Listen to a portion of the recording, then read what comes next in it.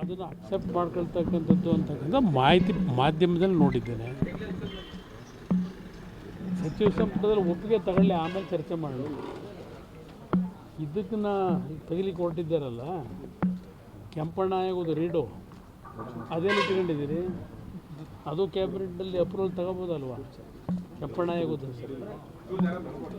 ಇದ್ರ ಜೊತೆಗೆ ಅದನ್ನು ತೆಗೆದ್ರೆ ಪಾಪ ಜನ ಮೆಚ್ಕೋತಾರಲ್ವ, ಅದು ಪ್ರಾರಂಭ ಮಾಡಲಿ ಅಂತ ಹೇಳ್ತೀನಿ. ಈಗ ನೀವೇ ಎಲ್ಲ ಹೇಳ್ತಾ ಇದ್ದೀರಣ್ಣ. ಈಗಾಗಲೇ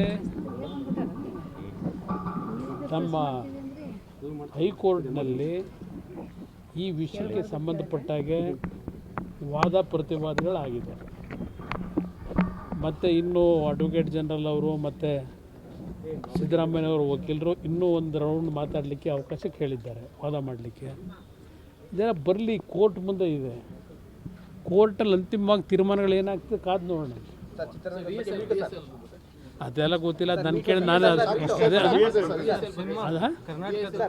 VSLದು ಅದಕ್ಕೆ ಇನ್ನೂ ಭಾಳ ಕೆಲಸ ಇದೆ. ಏಕೆಂದರೆ ಅದು ಸುಮಾರು 10ರಿಂದ 15 ಸಾವಿರ ಕೋಟಿ ಇನ್ವೆಸ್ಟ್ಮೆಂಟ್ ಮಾಡಬೇಕು.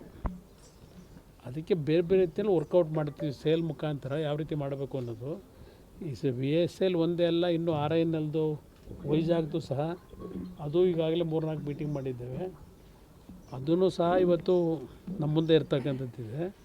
VSL ಬಗ್ಗೆ ನಮ್ದು ಏನು ಕಮಿಟ್ಮೆಂಟ್ ಇದೆ, ಆ ಕಮಿಟ್ಮೆಂಟನ್ನು ಇವತ್ತು ಈ ಭಾಗದ ಜನರ ಬದುಕಿಗೆ ಸರಿಪಡಿಸಬೇಕು ಅಂತಕ್ಕಂಥದ್ದು.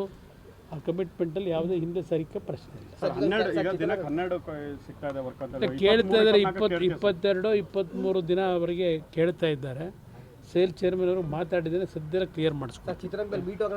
ಅದೆಲ್ಲ ಬೇಡ.